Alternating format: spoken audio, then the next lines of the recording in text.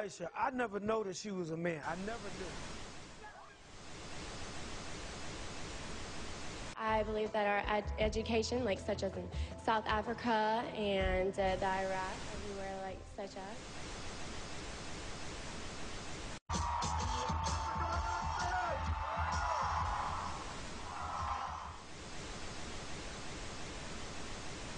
Platform 8 for the 22-28 Southern service to Eastbourne via Lewis. Enjoy flights to... One option, placing a tracking microchip under a service member's skin. Former Special Operations Officer. And if you hear this shouting, it's a group of demonstrators that 9/11 was an inside job.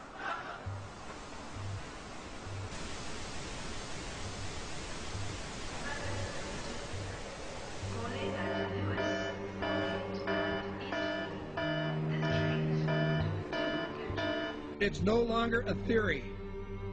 What I'm about to say is fact. The secret organizations of the world power elite are no longer secret. They have planned and are now leading us into a one-world communist government.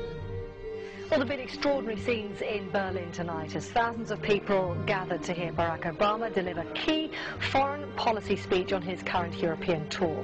The Democratic presidential hopeful laid out his vision for America's place in a new world order, in a new world order, in a new world order. It's not a new idea. President Bush talked about it back in 1991. It is a big idea, a new world order. President Bush said, and it's a phrase that I often use myself, that we needed a new world order. There's a need for a new world order. I call upon all states to join ranks in order to found the new world order of the 21st century. We have before us the opportunity to forge for ourselves and for future generations a new world order. When we are successful, and we will be, we have a real chance at this new world order. And people talked then, in 1990, of a new world order. And the question for us is how we meet and master all these challenges to ensure that Britain enhances its competitiveness in the process and realizes what I believe is our destiny of success in this new world order. So, in conclusion, ladies and gentlemen, a new world is emerging. It is a new world order with significantly different and radically new challenges for the future. And people better understand that they mean exactly what they're saying. It's a new world order they're trying to create, and they're trying to do so not only without approval or consent of the governed in this country, but despite the popular will. This is a straightforward assault by the elitists in this country. There is a global meltdown coming. It is a global depression, and one world currency and one world financial system is the end game. China said last week they want one global currency. France said yesterday or the day before that they want one world order, a new world order, at the end of this event. Gordon Brown will today call on fellow world leaders to seize the opportunity created by the worldwide economic crisis to create a truly global society.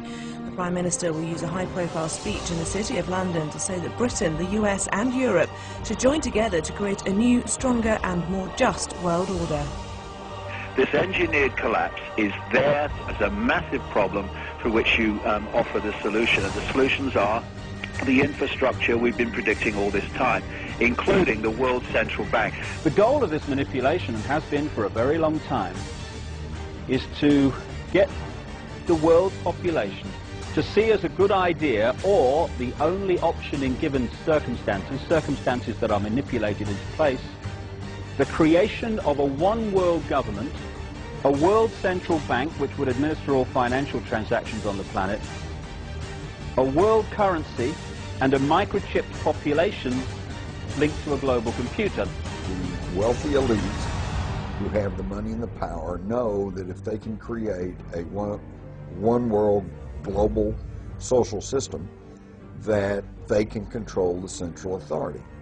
In other words, world control, world domination, one of the oldest desires in the history of the world. There's a very, very clear-cut and easily identifiable system in place that puts all of these elements from media control to government control to energy control together into one apparatus working together effectively towards its final goal, which is, you know, global control. Because of the compartmentalized pyramids that they've constructed within all these institutions of government and finance and corporations, the vast majority of people who are daily making contributions to push the world in this towards this Orwellian global state have no idea that they're doing that, because they don't know how their contributions fit in with everyone else's. Only the few at the top do. Most people don't have a clue that unelected private bankers actually control the governments of the world. There is this like cozy little myth that is perpetuated between politicians and the media. The media report the world as if presidents and prime ministers are the final arbiters and decision makers in the world, which means that the people above the level of presidents and prime ministers that really make the decisions, they're never looked at or exposed by the mainstream media because they're not accepted to exist. The central bankers of the world are working together to create a one-world government. A global police state as sinister as anything George Orwell ever wrote about, where every person on the planet Earth will have an RFID chip implanted.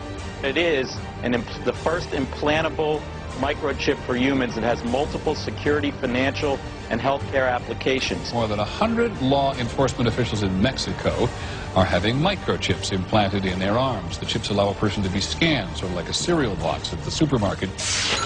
Just like the microchips implanted in the necks of dogs and cats, allowing lost pets to be identified, this glass capsule can do the same for humans.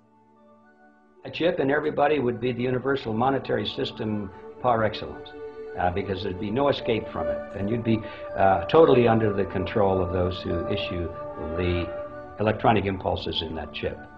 The problem throughout human society is that the good men and women do nothing. They don't want power. They don't want control.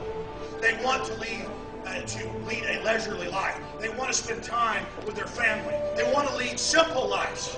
But we are forced throughout society, throughout history, and throughout human time to stand up against bullies. And many times we stand up before it's too late. And we reverse the course of tyranny. And more often than not, we don't stand up in time, and horrible things have to happen first, so decadent societies learn why liberty and freedom is so precious. If you think you don't like the situation now, then think what you're going to face a little way down the road, and more than anything, think of what your children are going to have to face. Because you think we live in a controlled society now, this is nothing compared with what they are going to have to live in.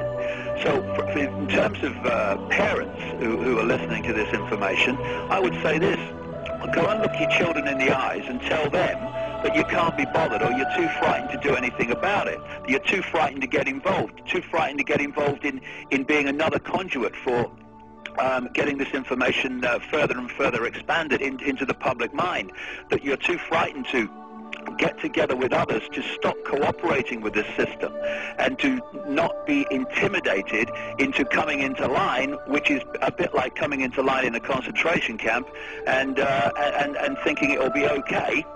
As long as you stay in line and you do as you're told, you'll be fine. And then you realize at the end of it, well, actually, it ain't fine. And if you'd have all rebelled earlier, then you wouldn't be in the situation you're facing now. The point of mathematics alone ought to let us see where the real power is here. There are billions of people, 6 billion, nearly getting on for 7 billion on this planet, who are being manipulated. There are, in full knowledge of what they're doing, a relative handful of those who are doing the manipulating to the end that we're talking about. They think they've beaten us. They think that they're going to have their way with us. And I'm here to tell them they're not going to have their way with us. We are going to defeat them. You guys aren't going to be able to get away with your New World Order, sir. Talk about Bill. You know what New World Order is. You will never get a New World Order. Never. National sovereignty will prevail. The New World Order is going down, sir. You can laugh. Wake up, people. Wake up. Research the New World Order. This is important. Look it up. Investigate it. Your New World Order will fall. Humanity will defeat you.